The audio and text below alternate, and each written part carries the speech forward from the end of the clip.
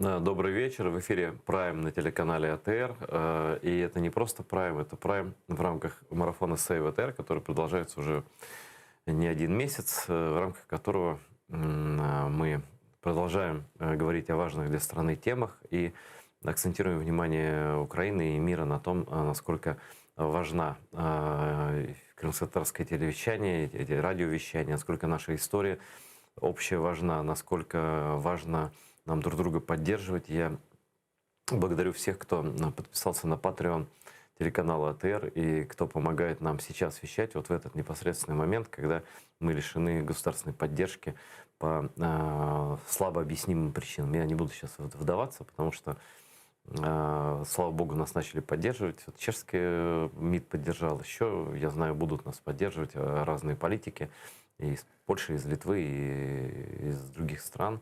И я думаю, что все будет в итоге хорошо. Ну, загадывать мы не будем, но, по крайней мере, благодаря вам мы держимся пока все это время. И это сейчас именно ваш телеканал, зрительский, который существует, вещает за ваш счет, за то, что тут светят эти прожекторы. Это тоже за свет нужно платить. И никто нам ничего даром не дает. Спасибо всем, кто нас смотрит в оккупированном Крыму. И даже оттуда умудряется передавать нам деньги. И кто смотрит нас на свободной территории Украины, а наши зрители везде в Украине и везде в мире, тоже во многих странах, это подтверждение как раз того, что наши истории общие, интерес общий, и нас смотрят точно так же украинцы, как и крымлы, также совершенно разные люди. И сегодня мы будем говорить с человеком, который вам покажется очень интересным, он действительно интересный, потому что случайных людей мы не зовем. Это Валерий Галан, это человек, который, во-первых, он 8-кратный чемпион по дзюдо был когда-то. По карате, прошу прощения, все, дзюдо это был разрешенный спорт, а карате запрещенный, я же знаю прекрасно, да, просто оговорился. Вот, но это было в молодости, а уже давно Валерий занялся потом и бизнесом, а потом занялся музеями. Так бывает с людьми, по-всякому. Вот раз человек занялся музеями и решил для своей страны сделать что-то новое совершенно. Он сделал музей, который называется «Музей створения украинской нации». Кто не был, я просто в Киев, как только приезжаете или тут живете, если не знаете, то сразу вот под «Мать Украину», под памятник заходите, и там на «Музей створения украинской нации» я был и не знал Валерия. И вот мы впервые увиделись до эфира. Это невероятно интересно. Я прошу сначала о музее рассказать, а потом уже будем обсуждать историю, все остальное прочее. Селям алейкум. Добрий день. Про музей трохи. Да, и мы сейчас попросим наших режиссеров запустить на экране такой небольшой ролик на несколько минут про музей, потому что это надо видеть. Вот. Коментуйте. Це зараз не показують музей, це показують у моєму ресторані. Коли тільки фігури були зроблені, то ми перші фігури показували, от як вони зроблені. Музей зараз він набагато ефективніший. Перше, чому ми такий музей робимо? Знаєте, якщо нація не має своєї історії, вона не може мати свого майбутнього. Це не тільки слова Грушевського, це великі філософи слова. І кожна нація мусить мати свій фундамент, а це історія, традиції, культура, мова і релігія. Якщо це все є, то нація состоялася, розумієте, вона є. От. І, на жаль, наша нація українська більше, ніж 300 років носила окуляри Москви, Варшави, Будапешта, і нам дозволяли бачити в тих пропорціях, в тих кольорах, які вигідно для наших сусідів, але не для нас. І виховали у нас таких людей, які не гордиться, що він українець, він не знає, що він українець. Некоторые даже стыдятся некоторые. Так, стидяться. І тому оце вже показує зараз якраз в музеї. Це якраз отут Святослав, із Варяг, Русич. Вони на фоні зараз стоять Дорохола, це фортеця, де вони формують зараз, розробляють тактику бою проти імперії Візантійської. Я можу сказати, що мало хто знає, що Візантійська імперія 2 роки платила дань Русі. Сама велика імперія того часу. Это после того, как Святослав взял Царьград, да? Ні, він Царьград не брав, він тільки підійшов до нього. А, підійшов, А вони, тому дуже велика історія. Повесил щит, да? Передав. От. Так от, наша задача була нашої команди – це створити такий музей, щоб міг об'єднати всіх українців навколо своєї історії. А для нас українці – це не тільки які по крові, це політична нація, це всі національності, які проживають і будуть проживати на цих територіях, які признають історію загальну на цих територіях. І якщо я зараз на студії кримсько-татарській, то я кажу, що наша історія так переплетена, що їх не можна розділити. І я не можу сказати, що вона кругом була позитивна на той час. Зараз ми дивимося, що вона може позитивна, тоді була, може, якась негативна. Но мы все равно друг друга не уничтожали, так, в любом случае. Да. І тому в нашому музеї багато є фігур і татар, і росіян, по крові які, і вірменів, там, і молдаван, але вони всі великі українці. Тому там постаті якраз великих українців. Різні часи, да? Ну, Різні часи. Тут, да. І що ми зробили? Це значить, стратегія – це об'єднати українців навколо своєї історії, підняти імідж української нації і підняти повагу до себе, як до українця, щоб ми почали себе поважати. Розумієте? А і четверта є така у нас стратегічна, така заулірована. Знаєте, у нас багато представників нашої нації оділи на себе. Ось був Амідхан Султан. Так, да, о, Да. так, да. Так, от, дважди Герой Радянського Союзу. Так. Да. А це вже тут показують зараз якраз АТО, це от там кіборги, це Богема, зараз він якраз в Верховній Раді, Яна Зінкевич, Ой, Яночка, Яров. когда была на вашем месте сидела тут. Да. От, так що, а це от, А там у вас и Джамала есть. є Джамала, да. А кто еще из Крыма у вас? У нас є хан Гірей, у нас є, навіть два їх там, потім є Ахмед хан, Амед хан, правильно. Амед Бетхан. Амед хан Султан, потім є Джамала. Це у нас, будемо казати, так, є 4 представника кримсько-татарського народу. Народу. Да. Але ми рахуємо, що це всі вони українці. От, тому що, от бачите, тут є турецький посланець, але він якраз зроблений з фігури теж вашого земляка. Смотрите, у нас все очень интересно. Действительно, вот, слова, они точнее всего передают исторические связи. Вот, например, вся терминология кофейная, она же вся из Крыма. Каве, фільджан, джезве. Это все наше тоже. Так, ну кава звідки прийшла? Ну, да.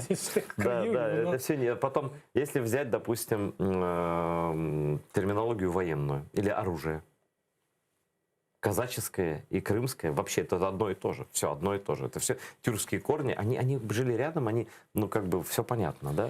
Ну, вони користувалися, козаки користувалися саме більше ятаганами, це вони коли від татар брали. Это оружие, это в Бахчисарае все делалось. Да. Кстати, бахчисарайская сталь была такая, потом исчез этот рецепт этой стали. Сейчас, говорят, люди хотят возрождать, не знаю, как получится, но вот были знаменитые там дворы, где ковали вот эти все кинжалы. Это все. Ну, якщо так брати, коли була Орда, то вооруження Орди і зброя набагато було перевищало, ніж в Європі. І чому вони вигравали всі? І в них і тактика. І я не розумію, чому, наприклад, Росія стидиться Орди. Якщо Орда, там, як вона була на тих територіях і залишилася. Но они просто придумали себе историю, и в этой истории отвели вот в этой вот Орде какое-то странное место. Хотя все ордынские рода, это и есть дворянские рода Российской империи. До одного, я подчеркиваю. Ну і на престолах ж були після Рюриковича татар. Вот, они что сделали? Они сделали классическую вещь. Мы же тут про смыслы говорим, а не про форму. Они придумали себе врага в прошлом. Они взяли прошлое, придумали себе врага, где-то в своих учебниках его победили. Ну все, и стали великими. Вот почему они, значит, оборонительные войны вели и вот раздулись до Владивостока и до Аляски. Да. Ну, закінчу про музей. Дивіться, наш музей, який в Києві, він має 26 експозицій.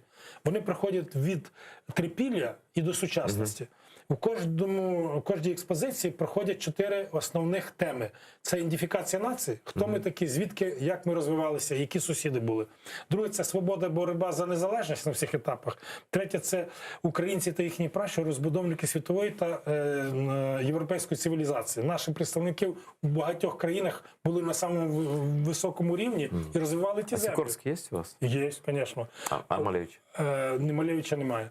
Ну, все не можемо помістити. Ну, зрозуміло. Я просто питаю про найбільш відомих. От, наприклад, якщо ви знаєте, хто такий П'єр Берегуа, це прем'єр-міністр Франції Да. і міністр економіки 2 рази був у Франції, який залишився, він в рухі опору був у Франції, і залишився там, його залишив там Де-Голь, і він підняв Францію на найвищий рівень економіки в Європі на той час. А це Петро Береговий з Харкова. А другий його брат Береговий космонавт, який в Москві жив. Вот хорошо вы... Да, серьезно, Да. что ли? Береговой это вот... Да, це його брат Боже рідний. ты мой. Так от, дуже багато... Это который Янукович, что ли, воспитал? Я не знаю, Политики? ні, кто- то не кто там? там не а може, я не знаю. Короче говоря, вот хорошо, что иностранцев затронули. Мы как из музея сейчас чуть-чуть выйдем на свежий воздух, хотя музей прекрасен. Вот просто там легко дышится, просторно, там все эти... Это не просто, там, знаете, набор скульптур. Вот поставили в рядок скульптуры. Нет, они там все стоят на месте. Они в линейка времени там есть какая-то, да, там все прослежено. И особенно с детьми, это вообще... Дети же не любят статику какую-то, они любят эти таблички читать, там, ну, такие, как мы, знаете, старые закваски. Они любят за глазами. И вот там это все классно выстроено. И хотел сказать, а Оуэн Грецкий есть у вас? Ні. Так это же самый знаменитый спортсмен украинского походження. Знаємо. А у нас ще є в плані 6 музеїв по Україні, де вони появляться, де там є. Ну, то, що ви розказали, у нас музей складається із 4 музеїв. Перший музей – це музей фігур, які зібрані в мезосцени. І ясно, що максимум вони подібні, які вони то були, бо науковці працюють, і одежа, і зброя, очі, все. Ми володіємо технологіями кібершкіри, якої у світі Да, мало. это не воск, я подчеркиваю, да, чтобы понятно было, вот, что это за вообще Там є технология? силікон, пластик, потім латекси. Очень натуралистично. Ну, так, до кожної детальки. Але ці фігури ще й розмовляють. Коли ви до них підходите, вони можуть здороватися з вами дехто. Подождите, вы раньше не говорили, когда я там был. Ви- Я просто не разговаривал с ними, да? Да. Якщо ви підходите до Ярослава, до Володимира Великого, він питає, ви хрещений? А до Бандери він каже, слава Україні. Серйозно? До Миколайчука він каже, слава Ісусу Христу. Слушайте, и там губы шевелятся? Ні, губи не Они шевеляться, тільки звук. А у нас аудіогіди на 9 мовах. І коли ви нажимаєте, там, наприклад, щоб вам розказали, там з'являється фігура, ви нажимаєте на неї, і він вам в ухо говорить. Наприклад, от зараз показували Володимира Великого. Якщо ви нажмете на Володимира Великого, він скаже, що впізнали? Так, я Володимир Великий, той, що хрестив Русь. Але хочу вам інше сказати, хочу висловити велику вдячність своїм нащадкам. Знаю, що вони звуться зараз українцями, за те, що вони не схибили і не зійшли того шляху, що я вказав. А це християнство і європейська родина народів. На петлюру нажмете, він скаже, любі мої друзі, нам не страшні заморські воші, нас достають свої гниди. І от ми такі основні фрази дали, у нас із 100 фігур 60 розмовляють. Класс. Один підмігує, зараз один ще буде головою там крутити там. Но у Бандери есть хорошая фраза, що нічого не зупинить ідею, час якої настав. Да? Є, ну, И действительно час этой идеи настал. И это действительно безумно интересная вещь, но я сталкиваюсь с тем, что мы вот действительно, вы правы, мы и сами еще до конца все не вобрали все это. Не все же знают, что Уэйн Грецкий украинец. Уэйн Грецкий лучший хоккеист Пеле, хоккейный Пеле. Вся Канада на нее молится. Да. Вони ж виходили, у нас є фотографії, у нас є, вони виходили в українських... Так он считает и гордится, что он украинец. Так. Да, он внук переселенца из Тернопольской, что ли, области. Да.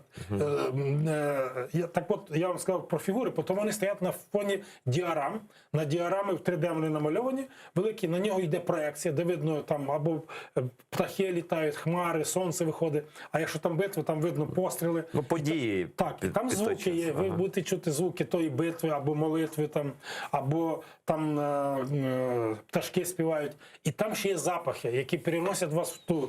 Там запахи або димом, або кавою, де Юрій Ну, Ключевський. люди тогда не очень пахли, мне кажется. Вот если понюхать князя Владимира, Так может, мені, так там будуть пахнути, там буде травою шучу. скошеною. Да, я понял. Це є діарами. Потім є інформаційний музей, де багато моніторів з різною інформацією, тачскрінів, де можете там поритися, То пошукати. есть интерактивный музей. Да. Потім проекцій багато є. І четвертий – це артефакти. Шкафи є, і там є скіфське золото, у нас трипільський посуд, у нас є зброя козаків. Це у нас є в кожній експозиції почти є такі великі шафи, і нам надали меценати, і надали нам колекціонери, які мають свої дома. А, они как бы показывают Так, у вас. так. Тому у нас 4 музеї в одному. Але воно все нанизано на одну ідеологію. Позитивна, переможна історія Да, української ми нації. переможці, да, Так. це важливо. От. І коли люди звідти виходять, вони виходять з такою груддю, що я А вы українець. знаете, может вы были на этой выставке, была в этом, в Хлебной, вот в Софийском соборе, да? Была выставка артефактов Крымлы, оружия и алемы. Алемы — это навершие на, знаете, да, на знамя.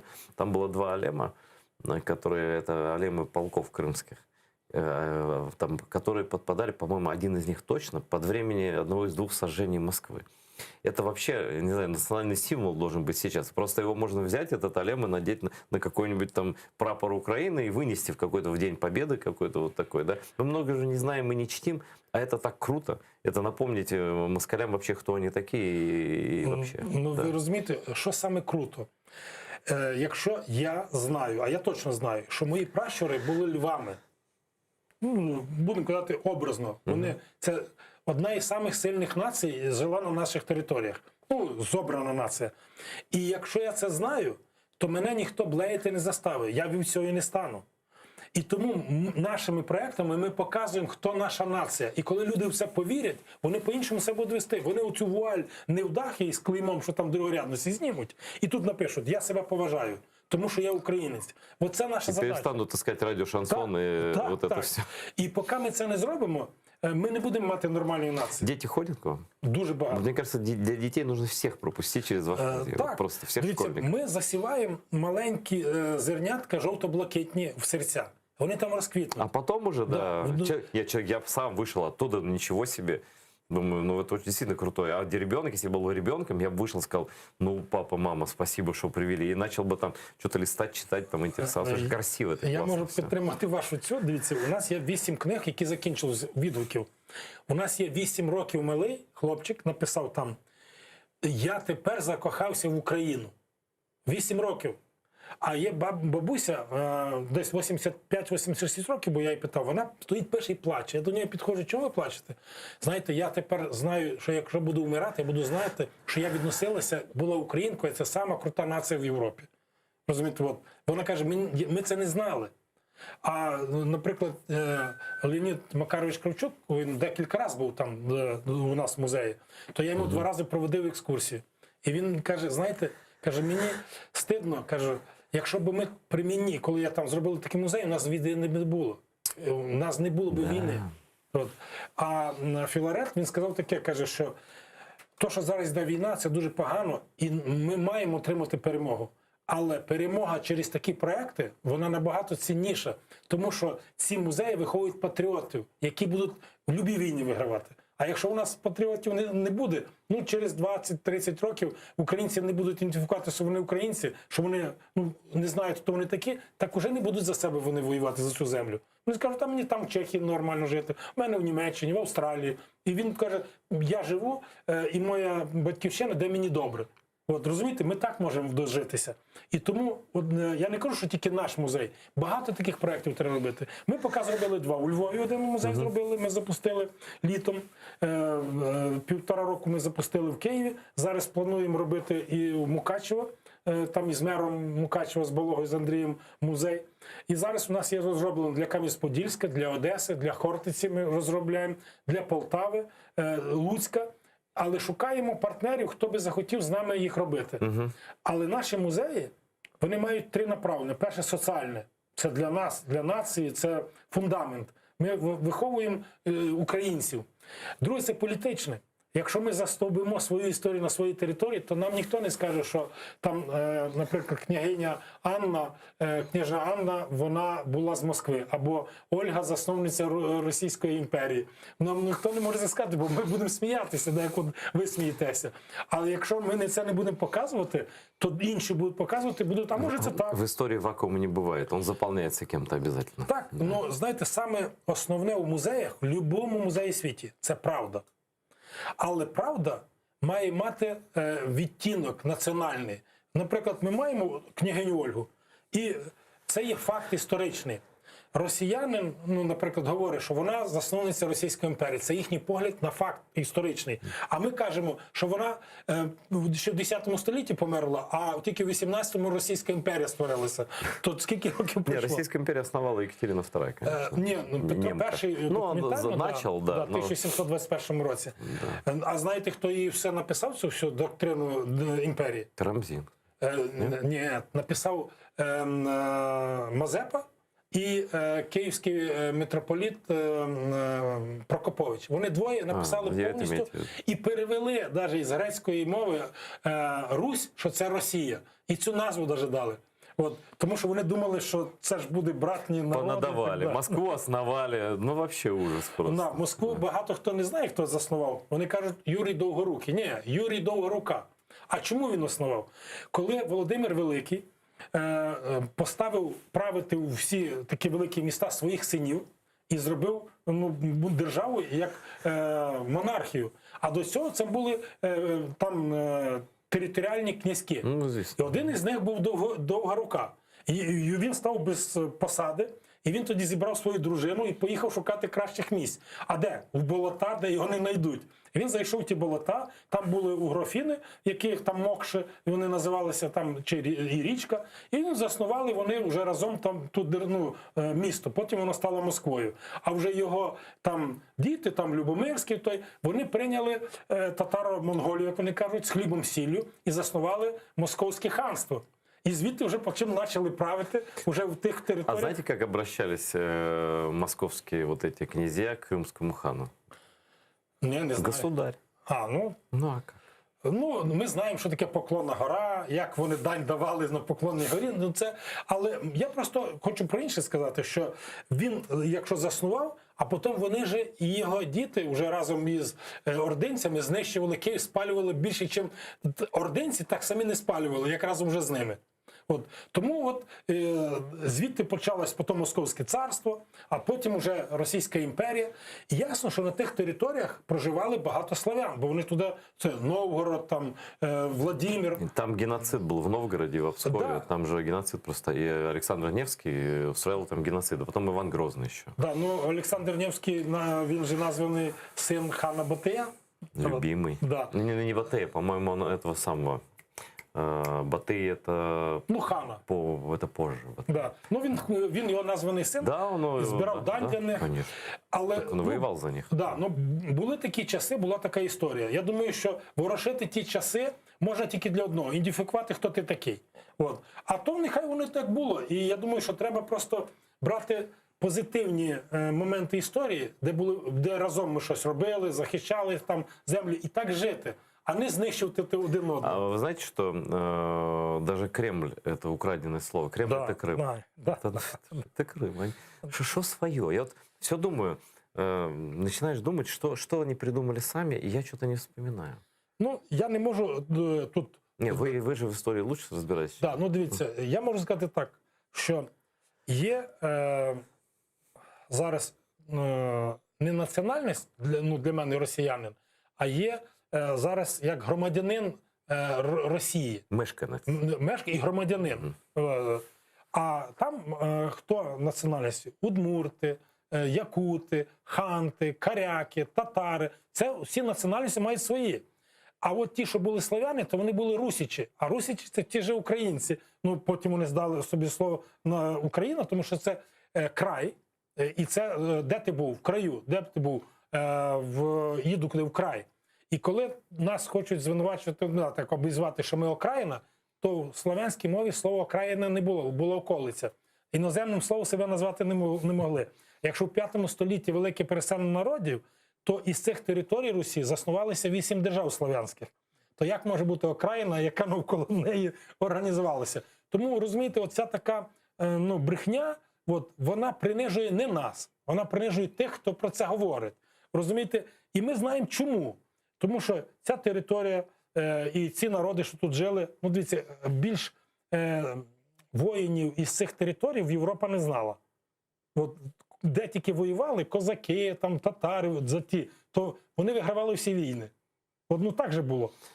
Поки ми були вместе, ми все виграли. Так. І дивіться, і ще ні одної битви такої великої не програли наші пращури, якщо там не було зради. Да. Якщо тільки було зрада, зраджували наші. Наші гетьмали зразу.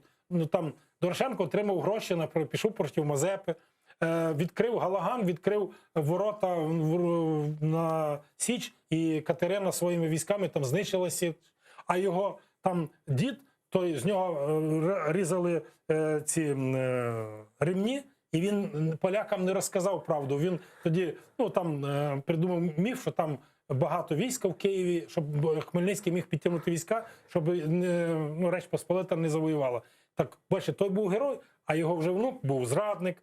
І виходить, що наша історія побудована негатив тільки на зрадах. І якщо брати вже 1918 по 22 рік, коли там за 3 роки 4 держави створилися, УНР, Директорія, там держава Скоропадського, вони не могли поділити і прийняти якусь доктрину, як би могли ми жити. Одні казали, треба з німцями, другі казали, треба з Росією, не з Росією, з радянською урядом. Ті казали, що треба тільки що Шаблюкою треба, Петлюра казав. І вони не домовлялися. Поки не прийшли комуністи і не зробили більше на 70 років, оце зробили. Всіх на кладбище помірили. Зараз ситуація один в один повторюється. Дивіться. З Америкою, з Європою, самі, з Росією, всі. І вони діляться, і за нас вирішать, і ми потім будемо виконувати те, що нам скажуть.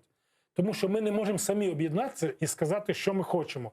А чому? Тому що ми не знаємо, хто ми такі. Якщо ми будемо конкретно знати, що ми є українці, це наша земля, це наша культура, наша релігія, ми маємо це захищати отут, то ми будемо єдині. А як вписується в вашу концепцію крымцы? Я понимаю, что пока музея там не может быть, но если представить, что вы делали музей в Крыму, то чтобы... Хотілося б дуже зробити музей в Криму. Я думаю, що у вас буде така можливість. Я надіюся, що буде. Дивіться, історія пов'язана і козаків, і з кримчаками. Ви самі сказали, що більшість перемог вони разом отримували. І на Речі Посполитому. Коли разом були, у московитів жодних шансів не було. Ніколи причому. І дивіться, і навіть якщо в Криму були полонені, якщо брали з цієї сторони, то є ж історичний факт, що Сірко, коли вивів звідти, і він каже, веду, а вони кажуть, ми не хочемо йти.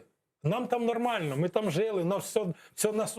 Там же рабства не було. Так, задовольняє. І він тоді що сказав? Каже, хто наліво, то йде з нами, а направо, то лишиться в Криму. А потім в тих степах херсонських послав, їх порубали всіх. Своїх же. За те, що вони хотіли вернутися, каже, вони придали нашу цю. Розумієте, тому це одне. Багато із татарської культури перейшло до нас, на ці землі. Дуже багато. І кухня, і зброя прийшла, і навіть поезія. Теж багато що прийшло. Багато звідси прийшло туди, воно перемішалося.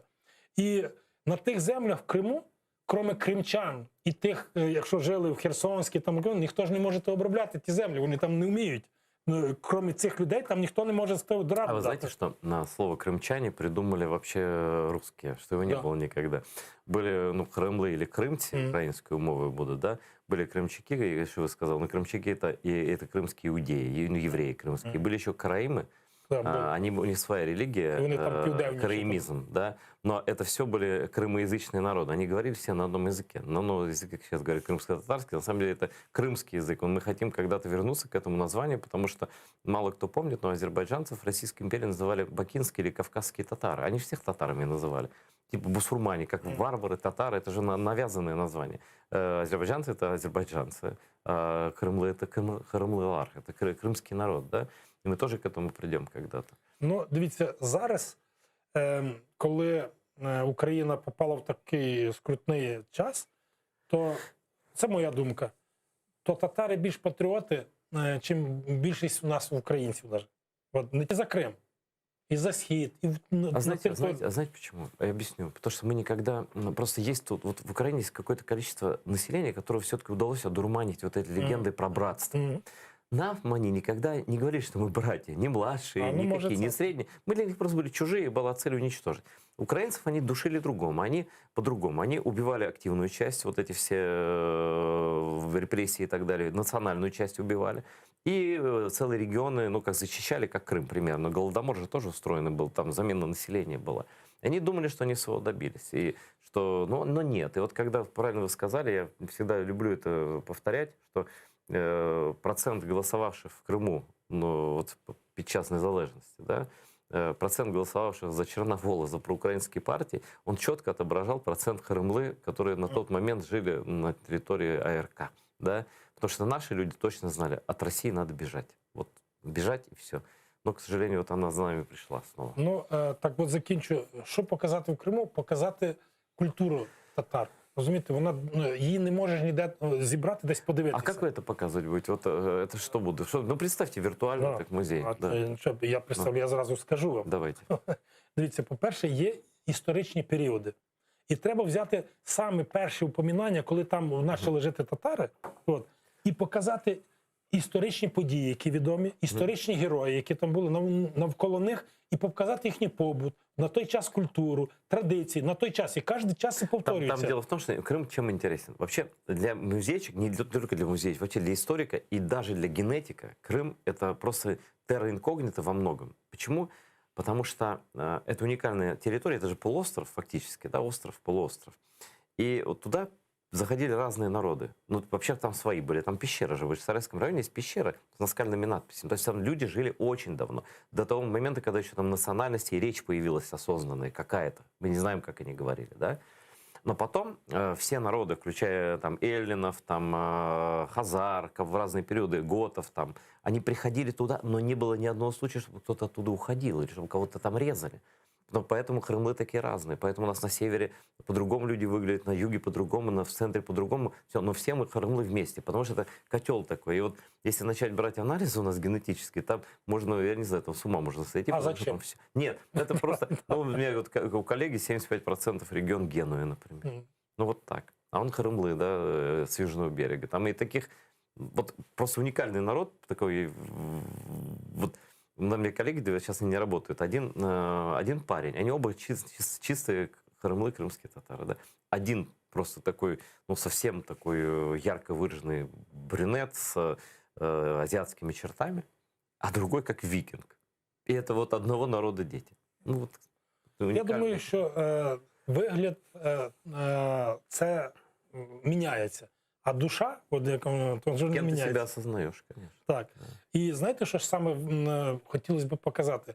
Показати то, що замовчували про татар і знищували, щоб про них не говорили. І про їхніх героїв, і про те, як вони вигравали битви. Щоб вони, там дуже багато було Во-первых, таких... говорили, что у нас нет. Да. Что мы орда, которая там заблудилась, вот туда зашла. Значит, вот татары, это же от этого слова. Они же даже, знаете, что они сделали? Может, вы не знаете, я вам расскажу. Вот слово крымско-татарский они пишут специально через дефис. Причем это против правил русского языка. Я специально просил русского филолога написать статью. Все подобные слова пишутся слитно в русском языке. И только одно такое слово, где есть местность и этнос, через дефис. Почему? Они даже давали понять, что мы пришлые там, что мы не народ, который там образовался из разных волн, да, туда миграции, но что мы оттуда прибежали, там на кривых конях приехали, да, и также типа было, потом какое-то ханство было, потом Пушкин написал Бахчисарайский фонтан, потом их не стало там. Ну, я пришел, когда получать паспорт, мне сказали, такого народа нет. Ну все, вопрос решен. Все. Ну, бачите, да. Тому я думаю, що багатьом було цікаво подивитися і навіть костюми, як розвивалися. та піща, та посуда, розумієте, воно інше. Костюм-то одинаковые были. У украинцев Кремлы костюм были, казачество почти Так, одинаковые. ну в жінок трохи інші були. Ну да, ну От. да. От, але все рівно, ну так оце й показати, що в нас одинакове, що навіть страв багато одинакових, тому що вони помінялися. І дивіться, на кожному етапі є лідери нації, з яких треба брати приклад. От, і тому от, ми зараз теж у вас є лідери, які борються там. Мустафа Джемілєв, Ріфат Так чому їх не зробити, наприклад, їхні фігури, показати, як їх репресували, як їх там обов'язково да. надо зробити. І тепер чому? Щоб майбутнє покоління мали брати з кого приклад. От у нас в музеї остання експозиція, де і Джамала, де там Скрябін, де скрипка, у нас стоять ще 6 зеркал великих в рост людини. І коли я приходжу, кажу, скільки тут фігур? А вони кажуть, там 3. Я кажу, та ні, а ну ви добре подивіться. А в зеркала, кажу, о, це теж фігури. Ви такі самі, як вони. Ви маєте таку саму можливість прославити свою націю. Ви маєте таку саму можливість щось створити таке, що інший не створював. От, і вами мають так же гордитися, як ми їми гордимося. Тому, якщо ми не будемо мати прикладів, які були вже, то ми не знаємо, ким нам стати. От в дитинстві каже, ким ти хочеш бути? Космонавтом. Бо він чув про космонавта. А ким ти? Хочу бандитом. Тоді в 90-ті всі бандити, і діти хотіли бандитами стати. Або міліціонером. Так от вони це ж бачили це все, і вони почали з цим вже жити. Так от ми, коли будемо це показувати, і ми показуємо, то ми якраз формируємо їхній світогляд на майбутнє. И такой человек уже никогда не будет на Москву смотреть, высунув язык, как у нас смотрят многие, и не будет ждать каких-то звезд из Москвы. И просто не будет их. Все, это другой мир. Ну, я згідний так, тільки дивіться, я рахую, що в тій же Росії багато є людей, які нормальні, і вони, може, думають так, як і ми. Тільки вони бояться це говорити. Небагато. А? Зараз небагато. Може, є такі, яким все рівно, наприклад. Більшість. Да. А є такі, знаєте, як я ж служив в Радянському Союзі, то служив в Росії. Саме в Хабаровській, Дальній Схід, там, Архангельській там, губернії. Я бачив людей, які люблять випити. Він каже, я русський. Я це, і кажу, ти гордися, але чи Росія тобою буде гордитися? Треба, щоб якусь заміну було не тільки в одному напрямку. І от, розумієте, от зараз у мене такі були випадки, я там зустрічався за кордоном, теж там росіяни були, і вони кажуть офіціанту нашому, хочеш зарабатувати, вчи русский. Він не хоче вчити чешський, там, німецький, він каже, ти должен знати. От. А я кажу, так, вони, давай тобі, що ти хочеш замовити, візьми меню російськомовне і каже, а вона мене не розуміє. Так от, вони не хочуть вчити, більшість, а вони знають, що всі їхні мають мову вчити. Оце така, знаєте, зверхність. Так це расизм називається. Да. От він псує. Я знаю людей нормальних в Росії, в мене є учні мої там в Росії, яких по я карате виховую. ще, да? Да, по карате, да. В мене родич, в мене зять сам з Москви, хоча їх батьки з Одеси, але там виросли. Вони нормально все, але, розумієте, сама атмосфера навколо них, яка, вона створює вже колективну психологію. Вони вже колективно якось отак думають. Я думаю, що так довго неможливо. Воно все рівно зміниться. І, знаєте, якщо є енергетика Всесвіту, и она все время это перемешивает. Слушайте, интересный вопрос. Никому не задал такого вопроса, никому. Мы же знаем, что много людей с украинскими фамилиями, прозвищами, они живут там. Я только когда стал жить в Украине, начал вспоминать, что действительно их много было, действительно много. Там Кравченко, Марченко, реально много просто. Там же до войны не обращали на это особого внимания. Козак. Козак, да. Ой, прости, Господи, меня. Матвиенко. Нет, давайте дальше не будем сюда закапываться в эту тему. Но смысл в чем? Я не про них. И вот терпит крах вот эта российская, так называемая, федерация. Да? И не получится ли так, что мы получим в конце концов, когда вот эта идея русского превосходства потерпит поражение, что люди начнут искать, а кто они вообще? И не получится ли так, что 20 миллионов людей вспомнят, что они украинцы? А что мы им должны что-то рассказать тогда? Вот как-то, как-то дать им опору в жизни какую-то? Я думаю, ті, що там, то для них батьківщина там, де їм краще. Якщо в нас буде краще, то вони вспомнять, що вони Ну, українці. такой не надо, спасибо, Ну, пожалуйста. а по-другому я не бачу. Але я хочу інше просто. Дивіться, в Росії на багатьох посадах є генетичні українці. От, в армії, коли був Радянський Союз, якщо в підрозділі не було українців, то підрозділ нормальний не був. Розумієте? От, тому що в українця є повишена така відповідальність. Вони відповідальні. От, і так як, от, наприклад, у нас служили теж і волзькі, і кримські, то вони вояки. От як татарин от там був, то він такий вояк. Він не такий хазяйственник, але він вояка. А, наприклад, багато росіян були, на яких я наприклад, не міг покластися, бо він може або не виконати, або не прийти, або випити. Не всі, але були. То кожна нація має свою, ну, будемо казати так, якусь характеристику. Так як, от, наприклад, єврей з лопатою ти не побачиш, він мало копає. В Израиле все копают. Да. Ну, в Радянському Союзі, такие. да, в Радянському Союзі такого не було. Вони старалися інтелектуальні більш такі посади займати. Ну, така склалася. Тому ті українці, які там живуть, вони багато дали своїм інтелектом, своїх генах, то, що вони відповідальні, вони працювали, вони піднялися. А зараз, наприклад, багатьом це зробили так, що українці вже, будемо казати так, нарицательно, що українці це вороги Росії зробили. І вони вже стісняються або навіть бояться це говорити. Я з одним росіянином зацепився, був там в Чехії. Ох, там их, блин, много. Да, в Празі. І вони мені кажуть, чому ви запрещаєте русский язик в Україні? Я кажу, а де ти бачив, що запрещають? Та розмовляй скільки хочеш. Як? Вот в магазине, говорит, а кто хочет работать, они должны разговаривать на украинском языке, говорит, там в ресторані, там чиновники. Я кажу, ну як ти все дозволяєш? Ну, зараз в Чехії зайди, йди в магазин, а якщо б вона не знала чеської мови, кажу, то вона б могла працювати? Кажу, ні. Кажу, у вас же є рускоязичні українці. Я кажу, знаєш, кажу, дивись, я ні одного кота не бачив, щоб він гавкав. Кажу, і ні одного, кажу, собаку, щоб він нявкав. Якщо він рускоязичний, то він русський для мене. От. Якщо є, ну, наприклад, от ви розмовляєте російською, у вас є своя рідна мова, ви розмовляєте російською, вам легше. Не, російською просто краще, швидше. Так, але ви розмовляєте, і мені дуже приємно. Ні, давайте українською перейдемо. Нема проблем. Я не за це. Я кажу, що я скільки спілкуюся з Криму люди, 90% вони всі українську мову знають. Наші всі знають, От, розуміють точно так, всі. Так. Да. А от коли... Так от той росіянин мені каже, а зачем ви школи закриваєте? Русські. Я кажу, давайте так.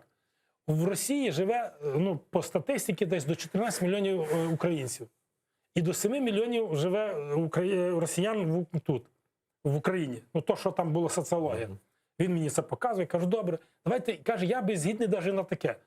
Ви відкриваєте одну українську школу у себе, а ми дві вам російські тут. Ви одну газету, ми вам дві відкриваємо. Ви один канал, ми вам два. А зачем? Нашим не надо. Наші ті українці, вони не хочуть. Я кажу, так ми теж це можемо зробити. Взяти біти. Як тільки російською розмовляю, біту і бам, його по челюсті. І він перестане хотіти. И челюсть выправится сразу. Да, правильно. А вы знаете этот ролик, да? Да, Челюсть? да. Так это наш канал снял. Это же наш редактор службы новостей Роман Спиридонов. Кстати, этнический русский, всю жизнь проработал на крымском телевидении и как бы свободно владеет любыми мовами. Так от, розумієте, коли їм кажеш, а зачем нам українське? Я кажу, так у вас там багато українців, чого не робите? Давайте це. Вони це не розуміють. От це мене, от, ну, як логічно з людиною не можеш розмовляти. А яка тут логіка? Це не повага. Ясно, що не повага, але вони отак себе ведуть. Ну і то, що ви сказали, дивіться, я знаю дуже багато росіян. У мене замдиректора музею, росіянин Фомін з Урала, дружина українка, діти, ну, всі записані як українці.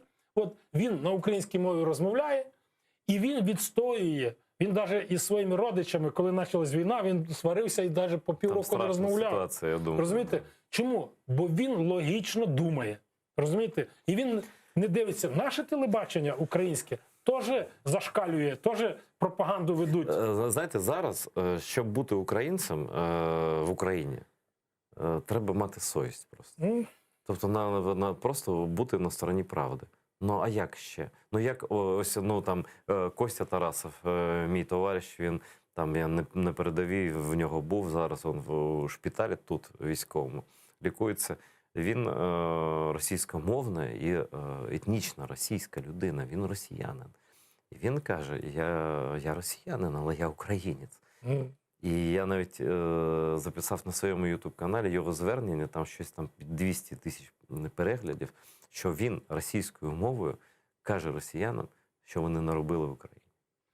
Дивіться, я знаю багато росіян, які живуть тут, і українці, які російською розмовляють, і вони більше роблять і зробили для України і для української нації, чим ті люди, які ходять в вишиванках, розмовляють українською мовою. Тобто ви такий собі державний націоналіст? Так, я націоналіст. Державник. Дивіться, для мене націоналіст, що таке? Це коли я люблю свою націю і поважаю всі інші нації. От, і нікого не ображаю із них. Наприклад, для наших братів, вони кажуть, я їх питаю, коли людина розмовляє там німецькою мовою, він хто? Він німець. Французькою, француз, а українською – націоналіст. Смішно, правда. Розумієте, я кажу, коли я своєю мовою розмовляю, я вже націоналіст. А зараз вже ні, фашист. А, фашист вже так. Да. Тому, я думаю, це всі рівно розбереться. От, це морок якийсь. Да, просто, я думаю, штучний абсолютно. Ну, є Всевишній, і може йому це потрібно. Може це нас очищають отут.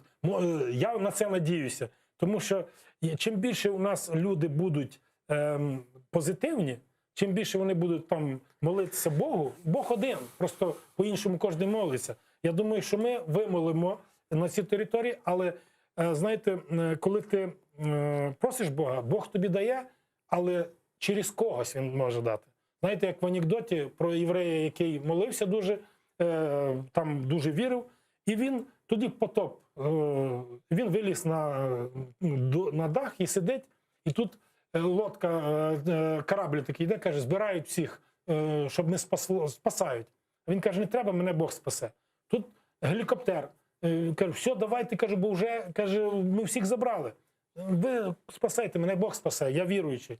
Тут уже лодка така резинова, гумова, і каже, я останній, каже, сідай зі мною, каже, вже нікого не буде. Ти йди, мене Бог спасе. Ну, вода піднялася, він топився. Він приходить до Бога і каже, Боже, я ж тебе так, каже, поважав, я молився, я всі пости тримав. Каже, чого ти мене не спас? Каже, 3 рази питався. Да, каже, я тобі 3 рази дав, каже, ти завжди відмовлявся. Каже. Тому так і в нас. Розумієте, ми коли щось просимо, то ж не Бог тобі прийде, дасть. Він тобі дасть зустріч з такою людиною. Знаєте, що я хочу, на жаль, наша програма добігає кінця. Я хочу вам порадити, якщо буде час, передивитися серії програм телеканалу ОТР. Ми багато історичних програм знімали і зніматимемо, коли ця криза закінчиться фінансово, я надіюся. І в нас працюють найкращі історики, які пишуть книжки історичні. І ми знімаємо документальні програми про різні епохи, різні часи. І головна ідея – це поєднання історії, відновлення історії, відокремлення нашої історії спільної від московської версії її. Так? І коли ти дивишся на те, що насправді було, ти розумієш, що просто нас дурили, вбивали, принижували. І нам просто треба встати з рівною спиною і обійнятися і об'єднатися. Все правильно. А ви дивилися фільм «Рутенія»? Ні. Так от, це знімали гарні люди, я там один із учасників, і там є якраз про герб, навіть і український, і про татарський. Да.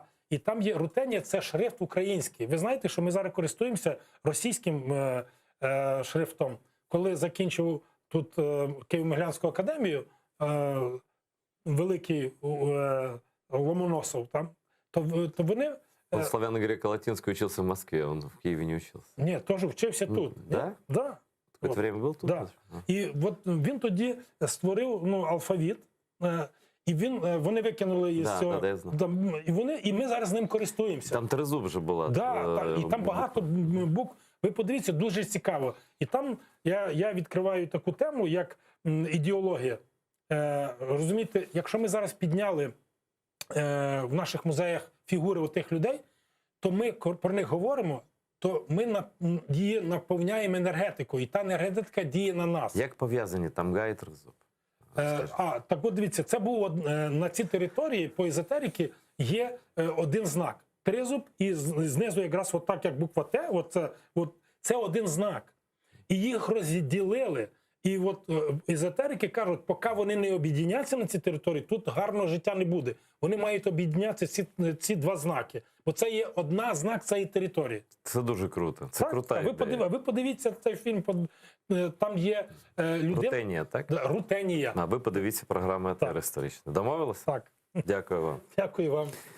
Вот такая у нас программа была историческая, такая, может, сумбурная из-за того, что я немножко в этих вопросах туповат, но у всех свой опыт жизненный. Я люблю историю, призываю всех смотреть атеровские программы по истории, посещать музей, который строит Валерий. Я надеюсь, что в Крыму когда-то будет музей, где все наши великие Кремлы разных времен будут тоже представлены на своей земле. Спасибо за то, что смотрите, помогаете, за то, что не бросаете в трудную минуту свой любимый телеканал, цель которого одна, чтобы наш народ выжил, чтобы Украина соединилась, чтобы русские оккупанты геть звідси, короче, да. До завтра.